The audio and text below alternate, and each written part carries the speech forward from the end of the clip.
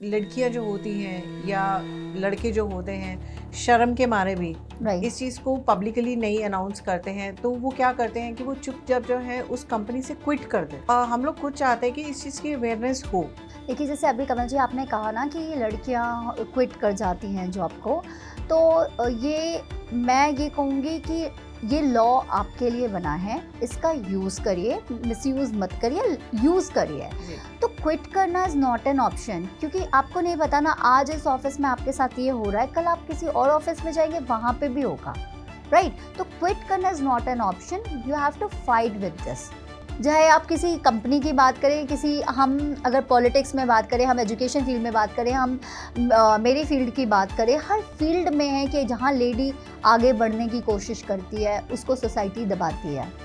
तो क्या जो वर्क प्लेस पे रोमांस होता है उसको भी क्या हम लोग हैरासमेंट में ही कनेक्ट करते हैं? तो रोमांस क्या है? Romance is a very beautiful thing, जब तक कि वो दोनों के बीच की सहमति से नहीं हो रहा है।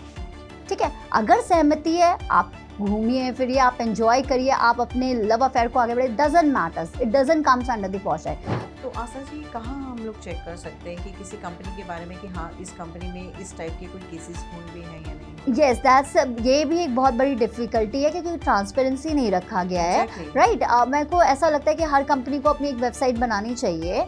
जैसे अभी नेशनल कमीशन ऑफ वुमेन में आप देखोगे तो वो दे पब्लिकली डिस्प्ले, अभी 2024 का डेटा उनके पास है कि 25,000 समथिंग कंप्लेन रजिस्टर्ड हुई है एट देयर वर्क प्लेसेस। ठीक है, तो उन्होंने एक डेटा शो किया हुआ है। अब उस कंप्लेन में क्या इन्वेस्टिगेशन हुआ, कितनी कंप्लेन डिसाइड हुई, उसमें कितने परसेंट गिल्टी प्रूव हुए, ये डेटा नहीं आ रहा है। Okay. तो ये अभी ट्रांसपेरेंसी तो नहीं है, इसीलिए अभी इस एक्ट को ना बहुत सारे काम करने हैं। नमस्कार दोस्तों, आप सभी का बहुत बहुत स्वागत है धर्मसूत्रा पॉडकास्ट स्टूडियो में। आज हम आपके लिए एक बहुत ही महत्वपूर्ण पॉडकास्ट लेके आए हैं जिसमें आपको बहुत ही इम्पोर्टेंट पॉश के ऊपर बहुत महत्वपूर्ण जानकारियाँ। आज की हमारे जो गेस्ट हैं एडवोकेट आस्था मिश्रा जी, जो बहुत ही सालों का अनुभव रखते हैं इस प्रोफेशन में और स्पेशली पॉश एक्ट में। तो चलिए आज हम इनसे पॉश को समझते हैं कि पॉश क्या है, क्यों है और किस लिए है, और ये विमेन सेफ्टी के लिए जो कि कॉरपोरेट लेवल में जॉब करती हैं या किसी एक छोटी कंपनी में जॉब करती हैं। तो आज जानते हैं कि उनकी सेफ्टी के लिए हमारे इस पॉश एक्ट में क्या क्या है। तो चलिए मिलते हैं आस्था मिश्रा जी से। So, hello Kamal ji, and hello all the viewers present over here. I'm Advocate Astha Mishra, and I'm a certified POSH trainer. Right now, I am working as a National Legal Advisor also, Human Rights Council of India and International Human Rights and Crime Control Organization. And मुझे इस profession में रहते रहते 10 साल हो चुके हैं, और मैं ट्रेनिंग्स भी देती हूँ, सारे पॉश पॉश पे ट्रेनिंग्स देती हूँ एम्प्लॉयर एम्प्लॉयज़ को, एंड आईसी मेंबर भी हूँ मैं एक कंपनी की।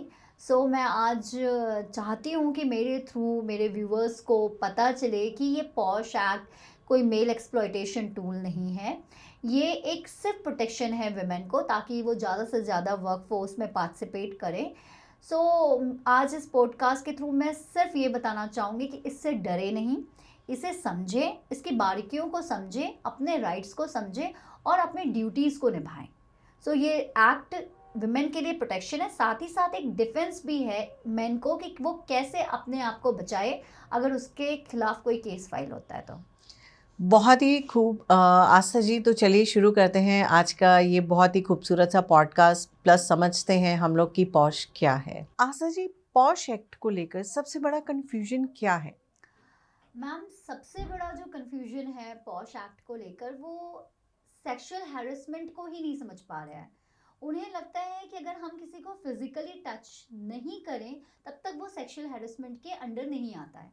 बट मैं ये क्लियर करना चाहूँगी कि जो हमारा एक्ट है, protection of women from sexual harassment at work place, that is posh act, वो उसका section 2N clearly defines that कि कोई भी अनवेलकम एक्ट हो, चाहे वो डायरेक्ट हो, चाहे इनडायरेक्ट हो, चाहे थ्रू जस्ट एन इम्प्लीकेशंस हो, अगर वो एक्ट आप करते हो और वो विमेन के अगेंस्ट है, यानी कि विमेन के विशेस के अगेंस्ट है, तो that all comes under the sexual harassment.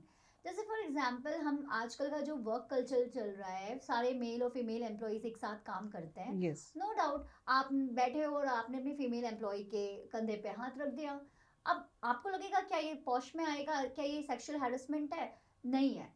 Until and unless, तब तक जब तक कि वो फीमेल जिसके कंधे पे आपने हाथ रखा उसको उससे प्रॉब्लम ना हो।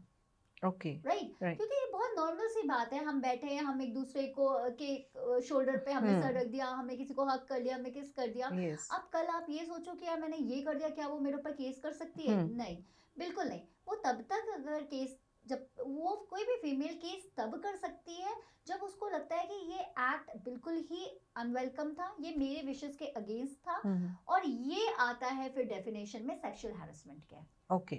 तो इसको बहुत क्लियरली समझना होगा कि आपको लगता है कि वो एक्ट तो बहुत छोटा सा है। लाइक फॉर एग्जांपल, मैं रोज आती हूँ अपने ऑफिस में और कोई एम्प्लॉय है जो मुझे ऐसे करके रोज देख रहा है, रोज घूर रहा है, ठीक है, एक दिन घूरा, 2 दिन घूरा, आप इसमें कोई फिजिकल टच नहीं कर रहे हो, बट आप उसको पर्टिकुलरली रोज घूर रहे हो, तो that will comes under the sexual harassment. Okay. क्योंकि कोई भी एक्ट है जो हमें लगता है कि अनवेलकम है और अनकंसेंशुअल है, that all covers under the sexual harassment. Okay. And इसी से कनेक्टेड एक क्वेश्चन है मेरा कि जो ये हैरेसमेंट केसेस हैं ये डे बाय डे इंक्रीज हो रहे हैं या इसकी अवेयरनेस इंक्रीज हो रही है? मैम केसेस तो वही हैं, केसेस जैसे पहले होते थे, केसेस आज भी वही हो रहा है, तो केसेस में ना ना ये बढ़ा है ना घटा है, राइट, बट इसकी रिपोर्टिंग बढ़ गई है। अभी मैं आपको एक डेटा बताऊं, जैसे एनसीबीआरबी का, that is national crime record bureau का, उसका डेटा जब ये एक्ट आया था 2014 के आसपास, मतलब 2013 में एक्ट आया था, 2014 की रिपोर्टिंग में वो कहते हैं कि 57 केसेस ऐसे सेक्सुअल हैरेसमेंट के रिपोर्ट हुए थे। वही डेटा डबल हो गया 2015 में। उसका एंड रीजन रीजन ये है कि अब हमें अवेयरनेस आ गई, लोग, लड़कियां अवेयर हो रही हैं, उनको पता है कि वो जिस जगह काम करने जा रही है उनके वहां पे एक प्रोटेक्शन है उनके साथ, ठीक है। अगर आपके साथ कोई एम्प्लॉयर या कोई एम्प्लॉय आपके साथ कोई ऐसा बिहेव करता है जो आपको पसंद नहीं है, तो आपके पास एक रेमेडी है अंडर द पॉश एक्ट, और आप अवेयर हो रहे हो अपनी राइट से, अपनी ड्यूटीज से। तो जो केसेस है वो तो एज इट इज चल रहा है, ना पहले ज्यादा थे ना अभी ज्यादा है, वो सेम हो रहा है, लड़कियों के साथ आज भी हैरेसमेंट है, कल भी था, राइट, बट उसकी रिपोर्टिंग ज्यादा हो गई है। तो जब कोई न्यू जॉइनी ज्वाइन करता है, Yes. चाहे वो लड़का हो चाहे वो लड़की हो, तो क्या एचआर डिपार्टमेंट उनको अवेयर करता है कि उनके पास ये पॉश की जो है फैसिलिटी है कि अगर कल को आपके साथ कोई भी हैरेसमेंट होती है तो Yes. आप हमें आकर अप्रोच कर सकते हैं? यस, एक्चुअली जो हमारा पॉश एक्ट है वो कहता है कि मैंडेटरी ट्रेनिंग होनी चाहिए एटलीस्ट हर कंपनी में एक बार तो सही।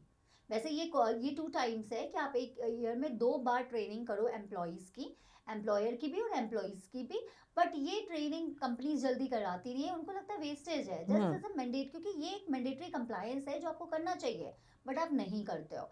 लेकिन हर कंपनी में ये रूल है कि आप एटलीस्ट एक ट्रेनिंग दो अपने एम्प्लॉयज को, तो वहाँ पे एम्प्लॉयज में तो आपके मेल भी आएंगे, फीमेल भी आएंगी, उसमें बताया जाता है कि पॉश पॉलिसी क्या होती है, और अगर कल आपके साथ कोई इंसिडेंट ऐसा होता है तो आप क्या कर सकते हो, और अगर आपके खिलाफ कंप्लेंट होती है तो आप क्या कैसे डिफेंस कर सकते हो। ये ट्रेनिंग में होना चाहिए, it's a mandatory thing, but मैं unfortunately I will say that कि कंपनीज को कंप्लाई तो नहीं कर रही है, बट ये एक्ट कहता है।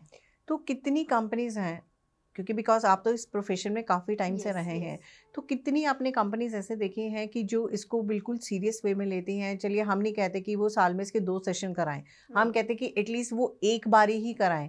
तो आपकी नॉलेज में ऐसी कितनी कंपनीज देखिए, हैं? जितनी भी टॉप ब्रांड कंपनीज हैं, जो भी आपको बिग एमएनसीज मिलेंगे, उसमें पॉश का कंप्लायंस तो हो रहा है। I will not say anything about कि वो कैसे अपनी इन्वेस्टिगेशन करते हैं, कैसे केसेस को डील कर रहे हैं, that is a different part, but her big brand में आपको ये पॉश कंप्लायंस मिलेगा।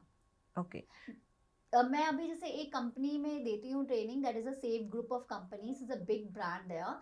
Every year they use to conduct the training of the employees, एक ही साल में कराते हैं लेकिन कराते वो जरूर हैं।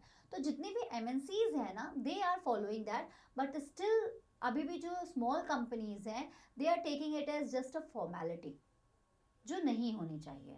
तो बट आई थिंक कई कई कंपनीज के अंदर तो शायद इसकी फैसिलिटी तो क्या इसके बारे में शायद एम्प्लॉयज़ को बताया भी नहीं जाता है। एम्प्लॉयज़ को बताया भी नहीं जाता, और कितने एम्प्लॉयज़ हैं जिन्हें पता भी नहीं है, ना खुद से पता है ना कंपनी बताती है। कंपनी इसलिए भी नहीं बताती कि उसे लगता है कि ठीक है, मेन और वुमेन काम करेंगे तो इंसिडेंट तो होगा, अब इसमें क्या ध्यान देना, we just focus on our turnover और we just focus on all this things. But company को ये चीज़ बहुत अच्छे से ध्यान रखना चाहिए, क्योंकि बिकॉज अगर आप एक सेफ एनवायरनमेंट दोगे तो विमेन वर्कफोर्स ज़्यादा बढ़ेगा, राइट, और ये आपकी इकोनॉमी के लिए भी बहुत अच्छा है। तो इसको एक मैंडेटरी प्रोविजन ना लेकर कि इसको स्ट्रिक्ट कंप्लायंस करना चाहिए। क्योंकि हम लोगों ने खुद इस चीज़ को देखा भी है एंड हम लोग न्यूज़ भी देखते हैं, यस, तो उसमें यही देखा जाता है कि लड़कियां जो होती हैं या लड़के जो होते हैं, शर्म के मारे भी राइट, इस चीज़ को पब्लिकली नहीं अनाउंस करते हैं, तो वो क्या करते हैं कि वो चुपचाप जो है उस कंपनी से क्विट कर देते हैं, राइट, राइट, राइट, राइट। तो यस, हम लोग खुद चाहते हैं कि इस चीज़ की अवेयरनेस हो, बिल्कुल, बिल्कुल, है ना। तो उसके साथ साथ जो है इसका जो स्ट्रॉन्ग बेनिफिट है वो लोग ले सके। हम नहीं चाहते कि वो चीज़ अननेसेसरी हो, हम राइट, चाहते हैं कि हर कंपनी उसको, चाहे वो एक छोटी कंपनी है चाहे वो एक बड़ी कंपनी है, एटलीस्ट उसके sessions they.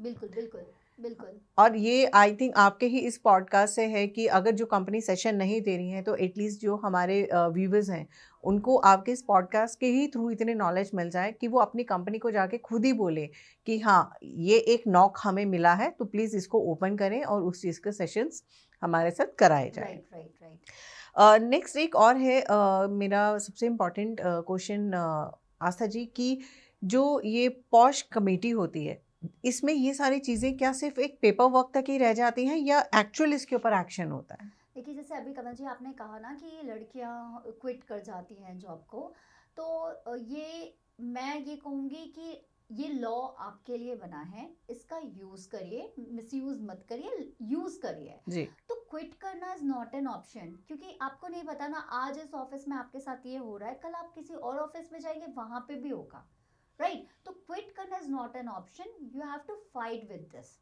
you have a very strong weapon in your hand कि you can take action under the POSH Act।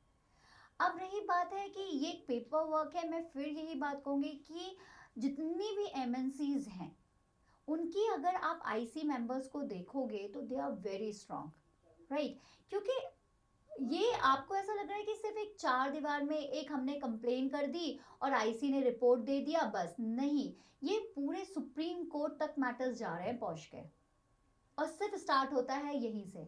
आपने भी वर्क प्लेस में कंप्लेन किया, फिर आपको अगर आपको लगता है कि ठीक है आपके फेवर में ऑर्डर आया है तो ओके, वरना आप चैलेंज करोगे, ये करते करते आप सुप्रीम कोर्ट भी पहुंच रहे हो। पर इसमें टाइम ड्यूरेशन कितना देखिए सारा मैम, जाता है अगर आस्था हम जी? कल जी हम बात करें, मैं बीइंग एन एडवोकेट आपसे बात करूं, क्योंकि जब मैं स्टूडेंट थी तो हमें कॉलेज में पढ़ाया जाता था नहीं नहीं ये टाइम लिमिट है, इसमें आपको डिसीजन दे दिया जाता है। बट जब आप प्रैक्टिकली आते हो जी। प्रैक्टिस में, तो आपको एक चीज़ समझनी होगी कि अगर आप कभी भी किसी कोर्ट केस में जाते हो तो सबसे पहली चीज़ आपको जो अपने अंदर लानी होगी, that is a patience. Patience. ठीक है, आप, मैं इस टाइम लिमिट की बात out of the IC member मैं नहीं बोल सकती कि कितना टाइम लगेगा, लेकिन देखिए अगर ये आपकी सेल्फ रिस्पेक्ट की बात है तो आपको लड़ना चाहिए, राइट। ठीक है, फिर उसके लिए कितना टाइम लगेगा इट डजंट मैटर्स। तो उस ड्यूरेशन वो लड़की या वो लड़का उस ऑर्गेनाइजेशन में वर्क करते हैं या उनको क्विट करना पड़ता है या वो होल्ड पे चले जाते हैं, हाँ, कैसे रहता है? इसके बारे में थोड़ा सा प्लीज यस, मेरे को देखिए डीपली समझाएं। जब हम कंप्लेन करते हैं तो हम कंप्लेन करते हैं under the section 9 of the act. ये कंप्लेंट होती है राइटिंग में। मैं बहुत व्यूअर को फिर से बताऊंगी कि ऐसा नहीं है कि आपके साथ कुछ इंसिडेंट हुआ और आप जाके अपने कंपनी के IC मेंबर को ओरली ये बात बताओ कि नहीं नहीं मेरे साथ XYZ पर्सन ने ये किया।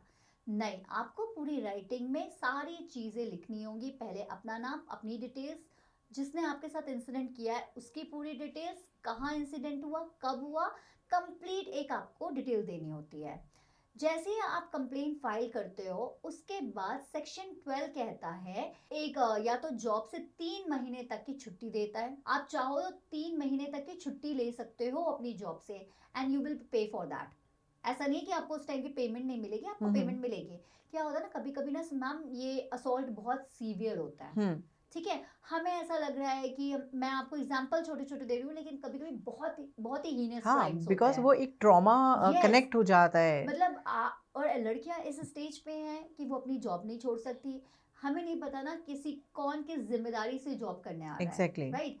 और इतनी जल्दी जल्दी जॉब नहीं मिलती है, हम्म। ठीक है। तो वो उस जॉब को कर रही है और उसके साथ हैरेसमेंट हो रहा है।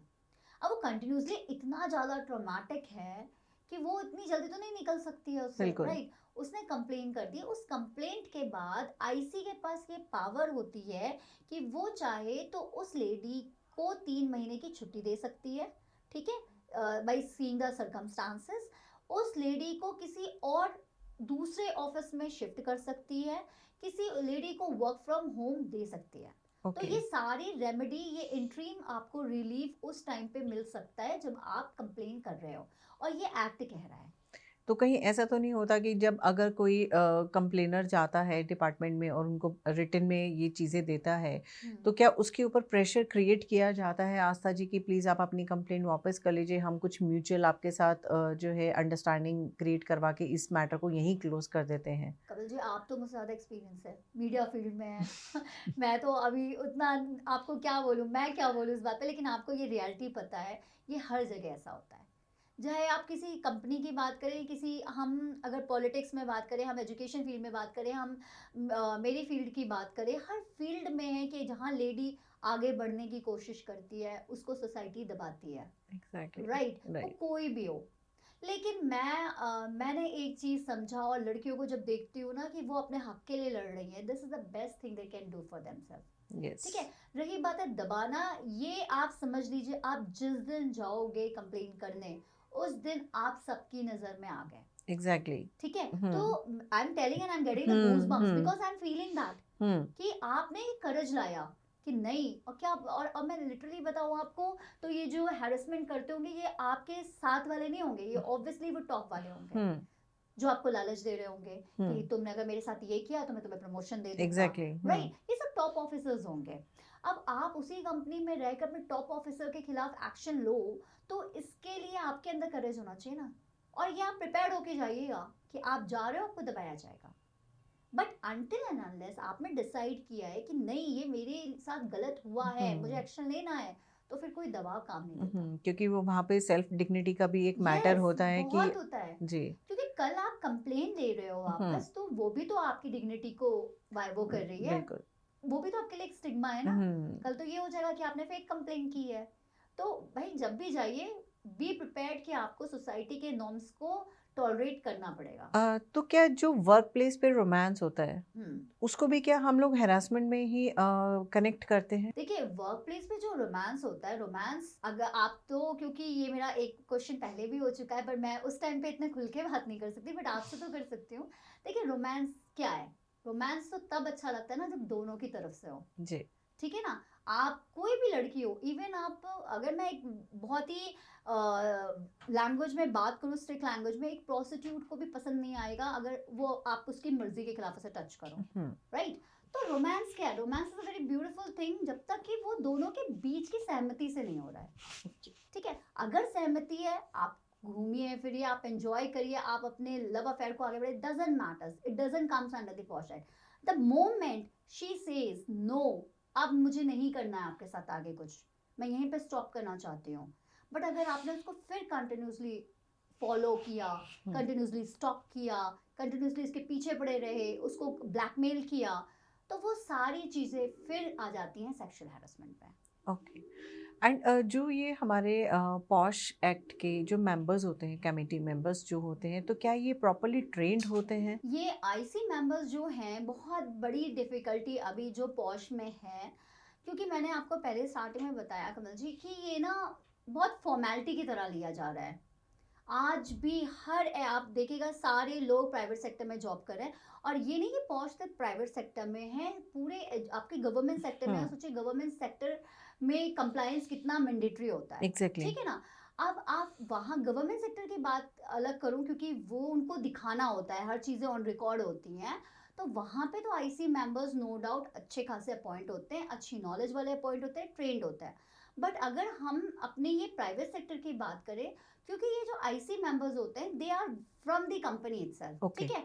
अगर आज हमें लगता है कि मेरी कंपनी में एक एक्स लेडी है, वो बहुत ठीक है, मेरी बहुत क्लोज है, मेरे को बहुत अच्छा, मतलब मेरा अच्छा रिलेशन है, मैं उसको बना देता हूँ चेयरपर्सन, तो आपने उसको अपॉइंट कर दिया, कोई क्राइटेरिया नहीं है उसमें, तो बट दैट डजंट मीन कि जिसको आपने अपॉइंट किया वो ट्रेंड है। आईसी की भी इसीलिए कहा जाता है कि आईसी की भी प्रॉपर ट्रेनिंग होनी चाहिए, क्योंकि एक्ट कहता है कि जो भी आपके आईसी मेंबर्स होंगे उसमें जो टॉप मोस्ट होगी chairperson, that should be women only, ठीक है। ये उसमें एक्ट में आप मेन को नहीं रख सकते उस टॉप पोजीशन पे, आपकी कोई फीमेल ही होना चाहिए। बट जरूरी नहीं ना कि हर फीमेल, जैसे अब मान लीजिए कोई डॉक्टर फील्ड की होगी तो उसको क्या नॉलेज होगी विमेन लॉस से रिलेटेड, नहीं ना, बट एटलीस्ट आप ट्रेनिंग देकर उसको ट्रेन तो कर सकते हो। Exactly. तो वो ट्रेनिंग अभी नहीं है, अभी IC members are not so trained as they are required to be. तो फिर इसके लिए हमारा लॉ क्या कर रहा है? उनके लिए कोई ट्रेनिंग सेक्शन उन्होंने रिकमेंड किए कि ये चीज़ होनी चाहिए? मैंने बताया कि आपको ना कि जैसे ये एक्ट ही कहता है कि आप एटलीस्ट 2 ट्रेनिंग्स कीजिए। ट्रेनिंग में दोनों आते हैं, एम्प्लॉई एम्प्लॉयर और आईसी मेंबर्स भी। आइस बार। आईसी की अलग ट्रेनिंग होती है क्योंकि आईसी को इंक्वायरी करनी होती है, आईसी को इन्वेस्टिगेट करना होता है मैटर, तो उनकी प्रॉपर अलग ट्रेनिंग, उस टाइम पे उनको अपने इमोशनल इंटेलिजेंस और अपनी नॉलेज दोनों का यूज करके करना होता है ना, तो उनकी ट्रेनिंग अलग होती है, लेकिन it's like a necessary thing, mandatory provision कि आप आईसी को ट्रेन करो। तो जो ये आईसी मेंबर्स होते हैं, तो ये किसी भी केस स्टडी को लेके सिर्फ ये पेपर तक ही लिमिटेड रहते हैं या उसका फिजिकल इन्वेस्टिगेशन भी करते हैं? जब ये आप कंप्लेन करते हो तो आईसी मेंबर के पास एक पावर होती है, वो होती है बिल्कुल सिविल कोर्ट की तरह, मतलब now they are the court. Okay. वो उस वर्क प्लेस की एक कोर्ट है, वो चाहे तो किसी भी पर्सन को एग्जामिन करके लिए बुला सकते हैं, किसी भी डॉक्यूमेंट को मांग सकते हैं, उनके पास पूरी पावर होती है उस टाइम पे।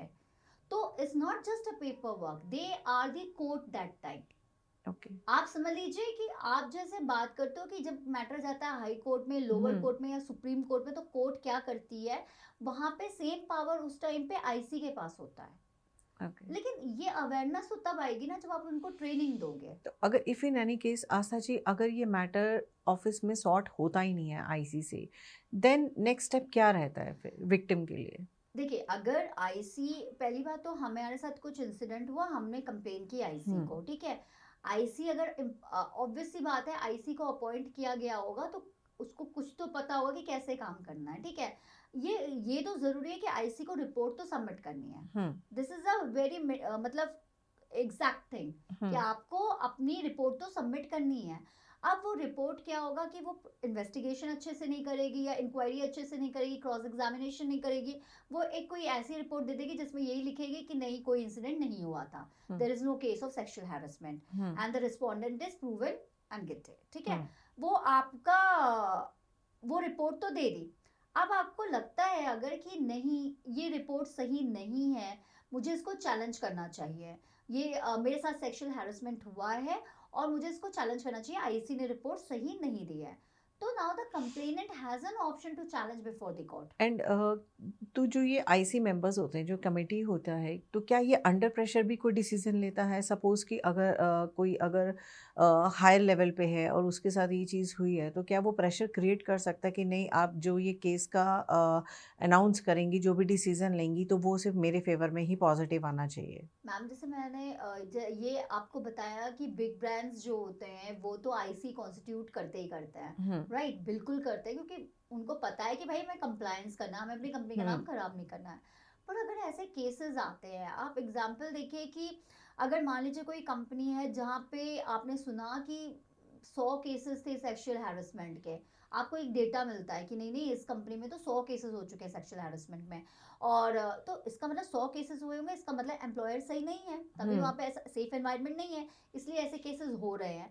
अब क्या होता है ना, जब जब ऐसे डेटा बाहर जाते हैं तो उस कंपनी का ब्रांड खराब होता है। तो आशा जी, कहाँ हम लोग चेक कर सकते हैं कि किसी कंपनी के बारे में कि हाँ, इस कंपनी में इस टाइप के कोई केसेस हुए भी हैं या नहीं हुए? यस, दैट्स, ये भी एक बहुत बड़ी डिफिकल्टी है क्योंकि ट्रांसपेरेंसी नहीं रखा गया है, एग्जैक्टली। राइट। मेरे को ऐसा लगता है कि हर कंपनी को अपनी एक वेबसाइट बनानी चाहिए, जैसे अभी नेशनल कमीशन ऑफ वुमेन में आप देखोगे तो वो दे पब्लिकली डिस्प्ले अभी 2024 का डेटा उनके पास है कि 25,000 समथिंग कंप्लेन रजिस्टर्ड हुई है एट देयर वर्क प्लेसेस, ठीक है। तो उन्होंने एक डेटा शो किया हुआ है। अब उस कंप्लेन में क्या इन्वेस्टिगेशन हुआ, कितनी कंप्लेन डिसाइड हुई, उसमें कितने परसेंट गिल्टी प्रूव हुए, ये डेटा नहीं आ रहा है।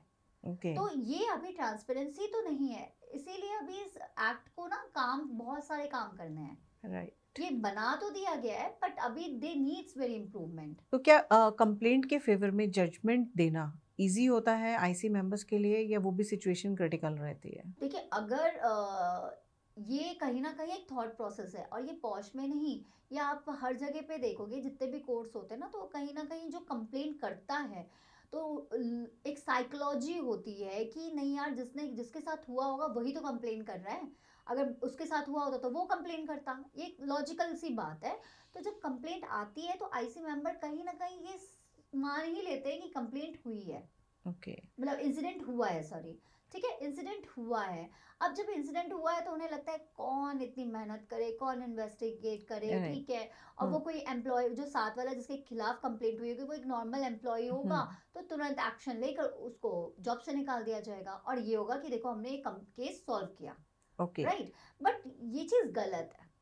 ऐसा नहीं है कि जो कंप्लेनेंट ने केस आपने फाइल किया तो कंप्लेनेंट सही है, ओके। ठीक है, उसके लिए प्रॉपर इन्वेस्टिगेशन होना चाहिए। बट ये फैक्ट है कि थोड़ा सा कंप्लेनेंट के फेवर में केस देना इजी होता है आईसी के लिए। तो जो ये आईसी इंक्वायरीज होती है, इसमें सबसे बड़ी गलती क्या होती है? सबसे बड़ी गलती जो होती है वो होती है कि बहुत जल्दी रिपोर्ट सबमिट करना, प्रॉपर इन्वेस्टिगेशन ना करना, और जैसे कि क्योंकि मैंने बताया आईसी के पास उस टाइम पे पावर होती है सिविल कोर्ट की, तो उस पावर का यूज ना करना, ठीक है, अपनी पावर को ना समझना, और बायस जो होकर एक जो जजमेंट पास करना है, वो सबसे बड़ी कमी है।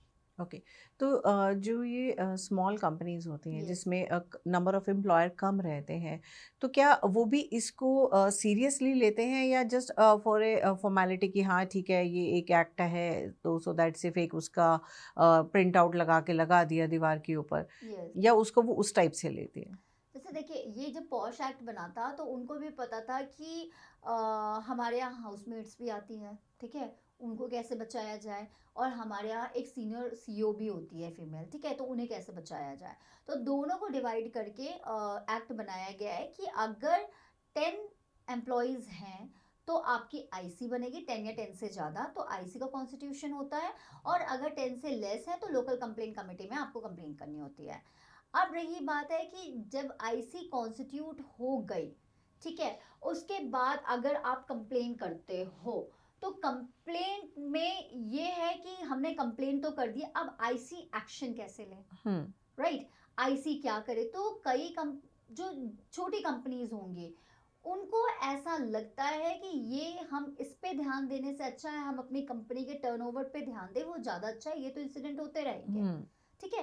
तो प्रॉपर इन्वेस्टिगेशन नहीं करती है, पुअर रिपोर्ट्स देती है, बहुत जल्दी रिपोर्ट्स देती है, और स्ट्रिक्टली कंप्लायंस नहीं है। मतलब उनको ये लगता है कि अगर एक एम्प्लॉय चला भी जाएगा तो उसकी जगह हम कोई और। हाँ, राइट, उन्हें लगता होगा कि मैं इस पे क्यों, अगर उसको प्रॉब्लम है तो वो जॉब छोड़ दे, और अगर मैंने जिसके खिलाफ मान लो रिपोर्ट दे दी है कि हाँ हाँ इसने क्राइम किया है, गिल्टी है, तो वो उसको हम जॉब से निकाल दे। It's very easy for them, कि बट मैं। It's not easy for that complainant and not for the respondent जिसकी जॉब चली गई है, और कल फिर उसके ऊपर एक स्टिग्मा लग चुका है। राइट। तो जैसे कि अभी आपने बताया कि फेक, तो मेरा इसी से ही एक कंटिन्यूशन में रहेगा क्वेश्चन कि क्या आप, बिकॉज आप इस प्रोफेशन में, तो क्या आपने देखा है कि इसमें नंबर ऑफ फेक हेरासमेंट के केसेस इंक्रीज हुए हैं? बहुत ज़्यादा इंक्रीज हुए हैं, क्योंकि कहीं ना कहीं आजकल जो शो की एक दुनिया है कि हमें बहुत जल्दी जल्दी आगे बढ़ना है, डिज़ायर्स बहुत ज़्यादा हैं, उसमें ना लड़कियां इसका मिसयूज़ भी बहुत कर रही हैं। अच्छा, जब ये एक्ट बना होगा, आप सोचिए 2013 में कैसे इतना दिमाग में आया होगा कि कल हम ये भी इसमें सेक्शन डालें कि आप फॉल्स कंप्लेन करोगे तो आपके साथ भी ये होगा। यस। मतलब उस टाइम पे जब ये लॉ बना होगा तब भी लोगों के दिमाग में होगा कि इसका मिसयूज़ हो सकता है, एंड वो हो रहा है। आज भी कई फीमेल्स हैं जो गलत कंप्लेन करती हैं, लेकिन मैं बार बार एक चीज पे बहुत ज्यादा फोकस करूंगी कि अगर आप भी गलत कंप्लेन करते हो तो आपकी भी जॉब जा सकती है, आप इससे मत वो ये कि आप किसी पर्सन को डिमोट करने के लिए या उससे कोई रिवेंज लेने के लिए अगर आप कंप्लेन कर दो और कल आप बच जाओ, ऐसा नहीं है। ओके, तो जो ये एक्सट्रीम फेमिनिज्म है, यस, इसने पॉश को स्ट्रॉन्ग किया है या वीक कर दिया है? देखिए फेमिनिज्म की अगर आप बात करें, आई डोंट नो कि फीमेल्स फेमिनिज्म को कैसे लेती हैं। ठीक है, अगर मैं अपनी पर्सनल बात करूं तो फेमिनिज्म क्या है, मैं अगर फेमिनिस्ट हूँ तो मैं ये चाहती हूँ कि विमेन को वो हर राइट्स मिले जो एक मैन को है। That is, feminism is for equal rights for man and women. इसका मतलब ये नहीं है कि आपको कुछ राइट्स मिले उसका आप मिसयूज करो, दैट इज नॉट फेमिनिज्म। ठीक है, जरूरी नहीं है हर टाइम लड़की सही होगी, जरूरी नहीं है टाइम है कि हर टाइम लड़का सही होगा, but the situation is that कि यस आजकल फेक केसेस भी बहुत हो रहे हैं, तो हमें उसको भी कंट्रोल करना चाहिए थ्रू दी अवेयरनेस। तो आस्था जी, हैशटैग मी टू ने पॉश को एम्पावर बनाया है या टॉक्सिक बनाया है? देखिए ये जो अभी मी टू मूवमेंट स्टार्ट हुआ था, ये एकदम से स्टार्ट हुआ, हम्म। राइट? और फिर धीरे धीरे हर बॉलीवुड की एक्ट्रेस आ गई कि उनके हम्म। साथ ऐसा हुआ था। यस। ठीक है, अगर मैं पॉश की बात करूं तो पॉश कहता है कि आपके साथ जब भी कोई इंसिडेंट हो उसके 3 मंथ्स के अंदर ही आप कंप्लेन कर सकते हो, ओके। आप 3 साल के बाद नहीं कर सकते हो, राइट? वहां पे टाइम लिमिट है। पर जो मी टू मूवमेंट स्टार्ट हुआ था वो ये था कि मैं खड़ी हुई और मैंने कहा मेरे साथ ऐसा हुआ, तो बॉलीवुड की सारी एक्ट्रेस राइट, आ गई, ठीक है, राइट, सबको राइट। उन्होंने किया और नो डाउट उसमें बहुत सारी फेक चीजें आई थी सामने। हम्म। ठीक है, तो मतलब ये होता है कि आपको लॉ मिला है, लॉ की बारीकियों को समझिए। ये ऐसा नहीं है कि बॉलीवुड में इंसिडेंट नहीं होते होंगे, बॉलीवुड में कल भी थे, आज आज भी भी है है। और आगे भी बिल्कुल। होंगे, जी। ऑब्वियस सी बात है। बट ये एक्ट एक कल्चर के लिए बना था, एक वर्क कल्चर के लिए, जहां पे आपको पता है कि आपके साथ कुछ गलत हो रहा है तो आपको क्या करना है। तो टॉक्सिक नहीं है पॉश, किसी भी, ये जो एक्ट है वो किसी भी एनवायरनमेंट को टॉक्सिक नहीं बनाएगा। Me too movement is different thing, वहां पे तो आपने 5 साल पुरानी चीजों को भी लाकर खड़ा कर दिया, पॉश में वो चीज एंटरटेन नहीं होगी। एग्जैक्टली। तो दैट इज अ सेपरेट एक जोन स्टार्ट किया था जिसपे सब लोग आए। अब उस मी टू मूवमेंट में कोई एक नॉर्मल एमएनसी की लेडी नहीं आके खड़ी हुई ना, वो तो उनका एक अपना सेपरेट जोन था। जी। तो that is very different from the posh. जो ये फॉल्स कंप्लेंट होती है, इसके ऊपर क्या कोई पेनल्टी लगती है या सिर्फ ये डॉक्यूमेंटेशन तक ही रह जाता है? मैम कमल जी, ये मैं आपको बताऊंगी, ये जो एक्ट है ना बहुत सारी चीजों में क्लियर भी है, इसने एक्चुअली सब कुछ कवर किया है, बट ओके। कोई भी चीज पूरा कवर नहीं किया है। ये कहता तो है कि अगर आपने कोई कंप्लेन की और वो फॉल्स निकलती है, आपने जानबूझ के किसी से रिवेंज लेने के लिए कंप्लेन की है, तो एम्प्लॉयर आपके खिलाफ भी एक्शन लेगा, लेकिन वो एक्शन ये क्या लेगा वो अभी क्लियर नहीं बताया। But okay. मोस्टली यही होगा कि वो फिर आपको भी जॉब से निकालेगा, आपका भी डिमोशन होगा, आपकी भी सैलरी कट होगी, तो ये एक्शन आपके साथ भी होगा। तो क्या फॉल्स कंप्लेंट्स को पब्लिकली मतलब एक्सपोज करना चाहिए? अगर क्योंकि ये बार्ड है एक्ट से, और ये मैंने जैसे बताया कि सेक्शन 16 बार्ड करता है कि आप किसी की भी इंफॉर्मेशन को आउट नहीं करोगे दैट आर कॉन्फिडेंशियल, तो बार्ड है इस वजह से तो वो नहीं करते हैं। लेकिन मुझे लगता है एक फिक्स फॉर्मेट आपको रखना चाहिए कि XYZ ने XYZ पे कंप्लेन की और ये कंप्लेन फॉल्स निकली, इंसिडेंट आपको एक्सप्लेन कर देना चाहिए था। तो क्या पॉश ने जो कॉर्पोरेट कल्चर है इसको टॉक्सिक बना दिया है? आई डोंट नो, मुझे क्यों नहीं समझ में नहीं आ रहा है, क्यों इतना लोग इतना डर रहे हैं, ऐसा क्या है? मतलब एक एक्ट आया है और इस पे आप इतना परेशान हो गए हो कि यार मैं क्या लड़की को देख नहीं सकता, मेरे खिलाफ पॉश हो जाएगा। ऐसा कुछ भी नहीं है, ठीक है, कोई टॉक्सिक नहीं है, it is just a security. क्योंकि देखिए आप इस चीज को डिनाई नहीं कर सकते कि हम फीमेल्स को बहुत दबाया गया था, राइट? उससे निकलने में टाइम लगेगा। अभी पहले भी जैसे आपने देखा था कि वो 498 के केसेस होते हैं, आपको भी पता ही होगा 498 के केसेस होते थे, कितनी फेक कंप्लेंट्स होने लगी थी। लेकिन उसके बाद सुप्रीम कोर्ट ने उस पर भी एक्शन लिया। अब प्रॉपर इन्वेस्टिगेशन के बाद ही आपके खिलाफ एक्शन होता है, ठीक है? धीरे धीरे same is like posh. Posh में ऐसा नहीं है कि आपके ने कंप्लेन कर दी और रिस्पोंडेंट को तुरंत जॉब से निकाल दिया जाएगा। तो प्रॉपर इन्वेस्टिगेशन होगी, प्रॉपर इंक्वायरी होगी, तब जाके कोई एक्शन होगा। तो इट इज नो, मतलब not at all toxic, it is just a safety major for the women. Okay. तो जो जेन्युइन विक्टिम होते हैं तो क्या वो भी स्टीरियोटाइप्स के वजह से डर जाती हैं या कैसा उनके अंदर एटमॉस्फेयर रहता है? देखिए, लेडी आज भी अगर फीमेल्स इतनी आगे बढ़ गई हैं, बट कहीं ना कहीं वो पीछे अभी भी बहुत है। ठीक है, कोई भी एक्शन लेना इतनी जल्दी उनके लिए पॉसिबल नहीं होता। अगर मान लीजिए मेरे साथ कोई इंसिडेंट होता है तो मैं जाके अपने घर पे बताऊंगी, अपने फ्रेंड्स को बताऊंगी। पहली बात तो हम बहुत हेजिटेट होता है, एग्जैक्टली। राइट, कि हम कैसे बताएं कि मेरे साथ हम्म। ऐसा हो रहा है। हम्म। ठीक है, अगर आपके साथ बहुत अच्छे सपोर्टिंग लोग हैं, आपने अपनी बातें बताई, तो कुछ के पेरेंट्स होंगे बोलेंगे नहीं बेटा मत करो तुम, हम्म। ये फालतू में हमें इन सब चीजों में नहीं पढ़ना नहीं है, पढ़ना है, एक राइट। काम करो तुम क्विट कर दो। हाँ, क्योंकि that is the first only step, हाँ, ऑप्शन। फर्स्ट स्टेप यही यस, होता है। That's the only thing the parents hmm. Advice to their daughters कि काम को क्विट कर दो अगर जॉब, वो एडवाइस भी नहीं लेती है तो उसका फर्स्ट थॉट ही यही होता है कि यार मेरी मैं क्विट कर फैमिली दूं। क्या सोचेगी या लोग मेरी फैमिली के बारे में क्या राइट, बिल्कुल सोचेंगे। बिल्कुल। और अगर वो अनमैरिड है राइट, तो उसके लिए पहला क्वेश्चन ही फैमिली हो जाता है। बिल्कुल बिल्कुल बिल्कुल, ये प्रॉब्लम है और बहुत ज़्यादा प्रॉब्लम है। तो लेकिन एक बात बताइए, अगर आप प्राइवेट जॉब तो क्विट कर लोगे, हम्म। राइट, आपने जो गवर्नमेंट जॉब इतनी मेहनत से पाई है, हम्म। इतनी मेहनत की होगी उस मुकाम पे आने के लिए, क्या आप एक इस केस से डर कर क्विट कर सकते हो? नहीं नहीं करोगे। ठीक करेगी। है, फिर आप सोचोगे क्या करना है। तो मैं ये सॉरी। कहती हूँ कि क्विट वाला ऑप्शन ही क्यों रखना। हम्म। आप अवेयर रहो ना और एक्शन लो उसके खिलाफ। आई नो, एक लीगल वॉर बैटल लड़ना बहुत मुश्किल होता है एक लड़की के लिए, बट ये इम्पॉसिबल नहीं है। तो अगर इंसिडेंट होता है तो जस्ट टेक द एक्शन। ये नहीं, quit is not an option कि आप बस क्विट कर दो। आस्था जी, जो मेल बॉसेस होते हैं तो उनमें उनको पावर ज़्यादा मिलती है या ब्लेम, अनफेयर ब्लेम ज़्यादा मिलती ये तो सीरियसली बहुत ज़्यादा ही सोचने वाली बात है, क्योंकि आपने देखा होगा कमल जी, आजकल ना बहुत सारी कंपनीज हैं जो फीमेल्स को रखती भी नहीं है। बहुत कंपनीज हैं जो नहीं रखती फीमेल्स को, उनको लगता है हम रखेंगे कल कोई बात हो जाएगी ऐसा वैसा। तो क्या है था, एक जो मेल बॉस होता है ना, उसको बहुत अच्छे से चीज़ें हैंडल करनी होती है। ठीक है, आप किसी लेडी को ला रहे हो, अगर आप ढंग से, कल आप उसको कैबिन में भी बुला लोगे तो कल पता नहीं वो जाके बाहर क्या बोले, राइट। इसका भी डर होता है एक मेल बॉस को। ब्लेम्स बहुत ज़्यादा आते हैं, क्योंकि अगर कोई एक फीमेल एम्प्लॉय है, वो आपके कैबिन में 2 घंटे अगर रुक जाती है, तो बाहर के जितने टीम मेंबर्स होंगे वो 10 बातें बना रहे होंगे। तो ये सारी सिचुएशन को हैंडल करना एक मेल बॉस के लिए बहुत ही क्रिटिकल सिचुएशन होती है, है। Right. But end of the day मैं हमेशा एक ही बात कहूंगी, अगर आप सही हो तो आपके साथ गलत नहीं होगा। ये फैक्ट बात है। ओके। तो जो ये लॉ कॉलेजेस होते हैं तो क्या इसमें जो ये पॉश एक्ट है इसको सीरियसली स्टडी करवाया जाता है या जस्ट एक सिलेबस के तौर पे बस आए पढ़ाया एंड चैप्टर क्लोज?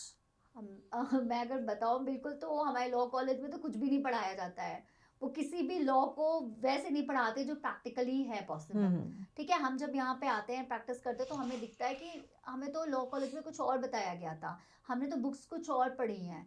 तो बुकिश नॉलेज प्रैक्टिस में काम नहीं देती। सेम इज दैट कि अगर हमने वहाँ पे पॉश पढ़ाया भी है, पहले तो क्योंकि मेरे टाइम पे तो था भी नहीं वो एक्ट, बट अगर आपको पढ़ाया भी जा रहा है आज के सिलेबस के हिसाब से, तो आप ये चीज समझ ही नहीं पाओगे अनटिल अनलेस आप खुद वर्क कल्चर में नहीं आओ। एग्जैक्टली। ठीक है, लेकिन जैसे क्योंकि आजकल विमेन रिलेटेड लॉज पे बहुत बात होती है, सेफ्टी मेजर्स सिखाए जाते हम्म। हैं इवन स्कूल्स में भी।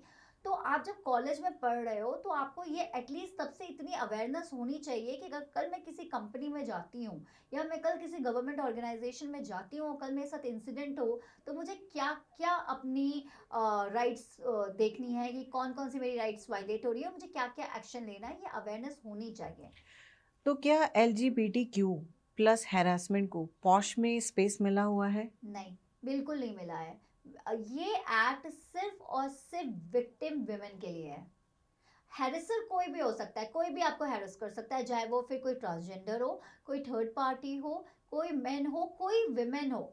मैं ये बहुत क्लियर करूंगी कि अगर मान लीजिए कोई आपको हैरेस कर रहा है और वो एक फीमेल एम्प्लॉयर है, राइट। राइट, तो आपको लगेगा कि क्या मैं उसके खिलाफ कर सकती हूँ? बिल्कुल कर सकता हूँ। जो हैरेसर होगा वो कोई भी हो सकता है, ओके। बट जो विक्टिम होगी वो सिर्फ विमेन हो सकती है। ओके। तो LGBT community is not included in the victim category. Okay. वो कंप्लेन नहीं कर सकती, जबकि होना चाहिए। हम्म।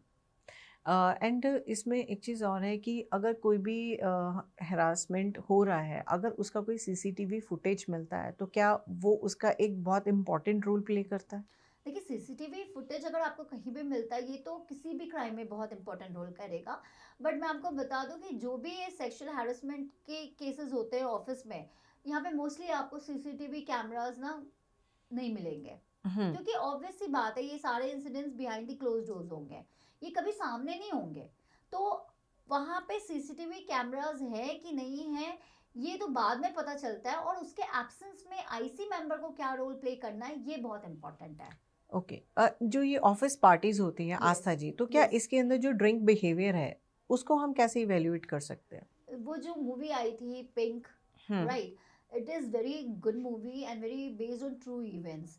आप जाते हो ऑफिस में, ऑफिस पार्टी में, ठीक है, आप सब लोग बैठे हो, you are consuming the alcohol and that, फिर आपका कोई टीम मेंबर आपसे बोलता है कि let's I will drop you, hmm. And वो रास्ते में जाता है और आपके साथ कुछ हरकत करता है, राइट।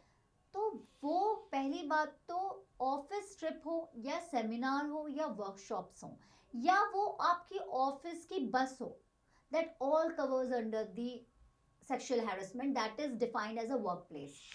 ओके। तो अगर उस टाइम पे आपके साथ कुछ भी इंसिडेंट होता है during the course of the employment and without your consent, तो that will be covered under the sexual अगर harassment. Suppose to be office trip कहीं जा रहा है यस, और उसमें कोई ऐसा मिसबिहेव हो यस, जाता है, तो वो भी हमारा पॉश कवर बिल्कुल, करेगा? बिल्कुल, बिल्कुल कवर करता है।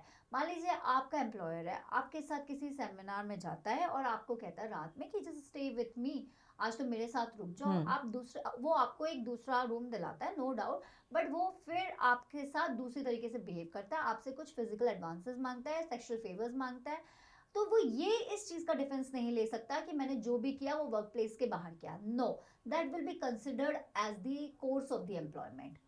तो किसी भी तरीके की अगर ट्रिप में, सेमिनार्स में, वर्कशॉप में आप जाते हैं और आपके साथ कुछ भी हैरेसमेंट होता है, सेक्सुअल हैरेसमेंट, तो वो all that will be defined as a sexual harassment under the POSH act. अगर आस्था जी हैरासमेंट में हम कोई एक स्ट्रॉन्ग स्टेप रख दें कि अगर ये हुआ तो इसकी आपको ये पनिशमेंट मिलेगी, तो इससे क्या जो हैरासमेंट करने वाला है वो डरेगा, यस। या उसको एक ओपन स्पेस मिल जाएगी कि यार ठीक है, इसकी तो एक यही पनिशमेंट है बट मैं कर लेता हूँ? तो राइट। उसका क्या मतलब एक्चुअल उसका जो निकल कर क्या आएगा? अगर वैसे मैं आपको बताऊँ, ये जो पॉश एक्ट है ये सिविल एक्ट है। सिविल एक्ट हम्म। में क्या होता है कि आपको ना सिर्फ और सिर्फ कंपेंसेट करना होता है, ठीक हम्म। है। इसमें आपको कोई जेल नहीं है, ओके। राइट। तो अगर जेल नहीं होती ना जब तक किसी चीज में, तो हम हम्म। डरते ही नहीं है। पैसे देना is not a big thing right now, hmm. ठीक है। जॉब छिन जाना is not a big thing right now. Hmm. उसको भी पता है, कंप्लेनेंट को भी और रिस्पोंडेंट को भी, कि इंफॉर्मेशन कॉन्फिडेंशियल है, हम्म। कल मेरी इंफॉर्मेशन लीक नहीं होगी, हम्म। ठीक है। तो दो मेजर्स हैं, दो हम्म। मेजर्स हैं जिससे आप फेयर भी डेवलप कर सकते हो। हम्म। फर्स्ट है, आप इंफॉर्मेशन, अगर आप गिल्टी प्रूफ होते हो तो आपकी इंफॉर्मेशन को डिस्प्ले किया जाए, ताकि कल कोई एम्प्लॉयर आपको हायर करता है तो उसको आपके बारे में पूरा पता हो। नो डाउट आजकल के एचआर वेरीफाई करते हैं आपके बारे में, तो जी। उनको पता चल जाए कि आपकी लास्ट कंपनी में आपने क्या किया, राइट। राइट। तो एक तो ये डर होगा कि कल आपको फ्यूचर एम्प्लॉयमेंट नहीं मिलेगी, अगर आपको सिर्फ इसको सिविल ही रेमेडी रखनी है। और अगर इसको थोड़ा और स्ट्रॉन्ग करना है तो आपको इसमें जेल कर देनी चाहिए, कि बहुत अगर सीवियर है। मैं सिर्फ घूरने के लिए और विस्लिंग करने के लिए नहीं कह रही हूँ कि इसमें आप जेल कर दो, बट अगर कोई सीरियस हीनस क्राइम हुआ है, कोई ज़्यादा ही आपको परेशान करके सेक्सुअल फेवर्स लेना चाह रहा है, तो आपको इसमें जेल भी करनी चाहिए। हाँ, तो आई थिंक आपने बिल्कुल सही बताया कि बिकॉज इसके अंदर कोई ऐसा स्ट्रॉन्ग पनिशमेंट ही नहीं है, नहीं है। इसलिए लोग थोड़ा उस चीज़ को बहुत लाइटली लेते हैं कि ठीक है, उस चीज़ को हम पैसे के थ्रू कवर कर लेते हैं, या उसको जॉब से निकाल देते हैं, या उसको कोई अदर डिपार्टमेंट में शिफ्ट कर देते हैं, राइट, बिकॉज उनके पास एक फ्रीडम है। बिल्कुल, बिल्कुल है फ्रीडम। फ्रीडम है, तो शायद वो इसलिए इस चीज़ों से वो डरते नहीं है, और ये केसेस जो है डे बाय डे इंक्रीज होते चले जा रहे हैं। एंड बिकॉज सबसे बड़ा जो पॉइंट है इसमें माइनस, जो मैंने आपकी और अपनी कॉन्वर्सेशन में नोटिस किया, कि लड़कियां जो हैं वो किसी ना किसी वजह से बैक स्टेप हो जाते हैं। राइट, बिल्कुल बिल्कुल होती है बैक स्टेप, क्योंकि उनको लगता है कि क्या होगा, मैं 10 की नौकरी तो लूंगी, ठीक है, I hmm. Will quit my job, I will do somewhere else, but hmm. Why? Why you could quit your job, क्योंकि तुमने तो गलत नहीं किया ना, तो why you are going to quit your job, let him to quit his job. तो suppose कि अगर कोई विमेन, अगर सपोज मैं ही बाहर कहीं जा रही हूँ, घूम रही हूँ, तो अगर वहाँ मेरे साथ कोई हरासमेंट होती है तो क्या वो भी पॉश में कवर होती है? हाँ, मैंने आपको बताया, जैसे कि मान लीजिए आप ऑफिस की बस में जा रहे हो कहीं। नहीं, ऑफिस की बस में ही नहीं हूँ, मैं वैसे ही जनरल हाँ। मार्केट में हूँ, हम्म। तो वहाँ अगर बाहर ही मेरे साथ कोई हरासमेंट होती है तो क्या वो पॉश एक्ट में नहीं नहीं जाएगी? नहीं, बिल्कुल नहीं। मैंने बताया कोई भी जब भी एक्ट अगर during the course of employment हो रहा है, हम्म ठीक है, जैसे आप बस में जा रहे हो, ऑफिस की बस में जा रहे हो, और वो आपको सिर्फ ऑफिस की बस ड्रॉप करने जा रही है और उसी बीच में आपके साथ होता है, तो वो सेक्सुअल हैरेसमेंट है। बट जैसे ही आप बस से नीचे उतरते हो और फिर कोई आपके साथ कुछ करता है, तो that will B not considered under the sexual harassment. Okay, फिर उसके लिए आपको अलग केसेस फाइल करने होंगे। Right. Last in the least question, but मन तो नहीं कर रहा है बिकॉज इसमें मतलब खुद से ही इतनी ज़्यादा क्वेरीज हैं कि हाँ ये भी क्वेश्चन पूछ लिया जाए, वो भी क्वेश्चन पूछ लिया जाए, बट आई थिंक आपने आंसर्स में मेरे बहुत सारे क्वेश्चंस को कवर किया है कि उसको पूछने का मौका ही नहीं मिला मुझे, आशा जी। एंड जाते जाते एक चीज़ मैं आपसे और पूछूंगी कि अगर आपको एक चांस मिलता है तो आप इस पॉश एक्ट में क्या रीराइट करना चाहोगे? मैंने अभी जैसे अपने आंसर्स में ही दिया था, मैं रीराइट ये करना चाहूँगी, मैं इसको और स्ट्रिक्ट बनाऊंगी ma'am, because it's a very good act. And सबसे बड़ी बात है, ये विमेन को बहुत सपोर्ट दे रहा है। ऐसा लगता है कि एक घर को छोड़कर आप जिस जगह पे जा रहे हो, वहां पे भी आपके लिए कोई बैठा है जो आपको प्रोटेक्ट कर रहा है। ठीक है, एक एक्ट है। तो इस एक्ट को मुझे और स्ट्रॉन्ग करना है, इसमें ज़्यादा से ज़्यादा पनिशमेंट को और अच्छे से रीराइट करना होगा, ताकि लोगों के अंदर डर हो। एंड मैं दोनों के लिए कहूँगी, जैसे सेक्शन 14 में कह रहा है कि आप अगर कंप्लेन करते हो, वो फॉल्स निकलती, तो आपके खिलाफ एक्शन होगा, बट वो क्लियर नहीं है। राइट, वो एक्शन क्या होगा वो प्रॉपर क्लियर नहीं है, तो उसको एक्ट में और क्लियर करना चाहिए।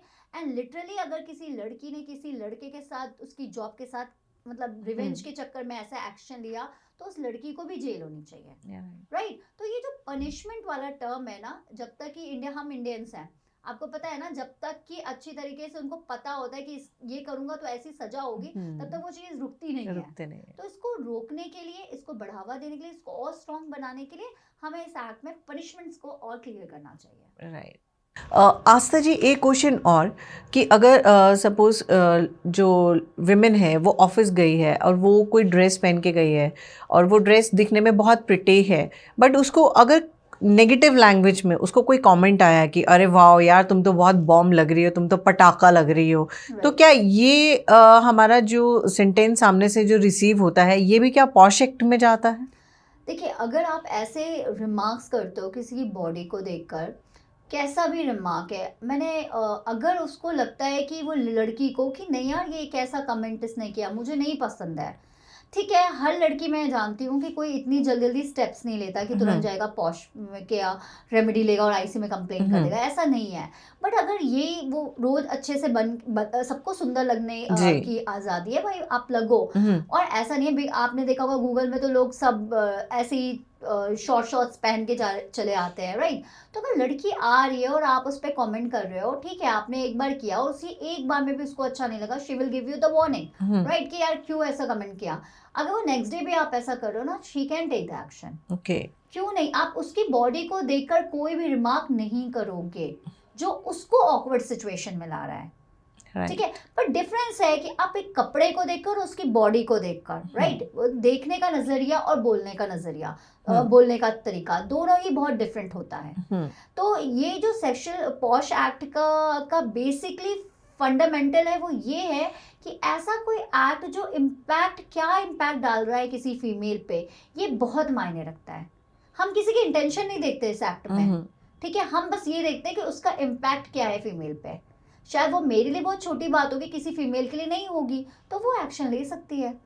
तो आप ऐसी कोई रिमार्क्स मत कन्वे करो, ऐसी कोई चीज़ क्वेश्चंस में मत लाओ, कुछ ऐसे गंदे कमेंट्स मत करो, just maintain that boundary. this is a very good act. तो thank you so much Aastha जी, आज आपने हमारे जो मन में छुपी हुई थी बहुत सारी चीज़ें, जो बहुत सारे सवाल कि ये पॉश होता क्या है और इस एक्ट में क्या क्या हम लोग कवर करते हैं, कैसे जो हैरास होती हैं विमेंस उनको कैसे कंप्लेंट करना चाहिए, उन्हें डरना नहीं चाहिए, आपने बहुत ही अच्छे और बहुत ही सरल तरीके से आपने जो है हमारे व्यूवर्स को उनके जवाब दिए। आपका तहे दिल से thank you so much Aastha ji. Thank you आपको भी कमल जी, पता ही नहीं चला कैसे 1 घंटे का टाइम कट गया। ऐसा लग रहा था कि हम दोनों फीमेल्स अपनी अपनी बातें शेयर कर रहे हो और उन सारी फीमेल्स को बताना चाह रहे हैं जो शायद कहीं ना कहीं डर के या सोसाइटी के नॉर्म्स के प्रेशर में एक्शन नहीं ले पा रही हैं। तो ये अवेयरनेस सेशन मैं चाहती हूँ कि आप इन लॉ को लेकर अवेयर हों, और अगर आपको लगता है कि आपके खिलाफ, आपके साथ कुछ हो रहा है गलत, तो टेक द एक्शन इमीडिएटली। बिल्कुल। तो जैसे कि आज का ये पूरा पॉडकास्ट हमें खुद नहीं पता चला कि कब समय शुरू हुआ और कब समय ने हमें जो है जाने के लिए घंटी बजा दी। हम तो चाहते थे कि ये थोड़ा-सा और चले ताकि जो और बातें हैं, जो हमारे व्यूअर्स जानना चाहते हैं, हम उसे और कवर करना चाहते हैं। बट कोई नहीं, अगर इसमें नहीं तो डेफ़िनेटली हम एक नए एपिसोड में आस्था जी के साथ, एडवोकेट आस्था जी के साथ, जिन्होंने अपना इंट्रो में आपको बताया कि वो मेंबर भी रही हैं इस कमेटी की, तो डेफिनेटली आपके कुछ कमेंट्स होंगे, कुछ आपके क्वेश्चंस होंगे, तो प्लीज़ आप हमें जो है कमेंट बॉक्स में उसे शेयर कीजिए ताकि हम आने वाले पॉडकास्ट में आस्था जी के साथ उन क्वेश्चंस को शेयर करेंगे और वो आपका उसी पॉडकास्ट में जो है आपको जवाब भी मिलेगा। तो चलिए, आपकी होस्ट एंड दोस्त कवलदीप कौर को आप इजाज़त दीजिए ताकि फिर से हम लोग जो है एक नए पॉडकास्ट लेकर आएँ जिसमें एक नई कहानी हो, रोचक पहलू हो और जिससे कि आपको और भी अच्छी जानकारी मिल पाए। तो तब तक के लिए thank you so much. Thank you.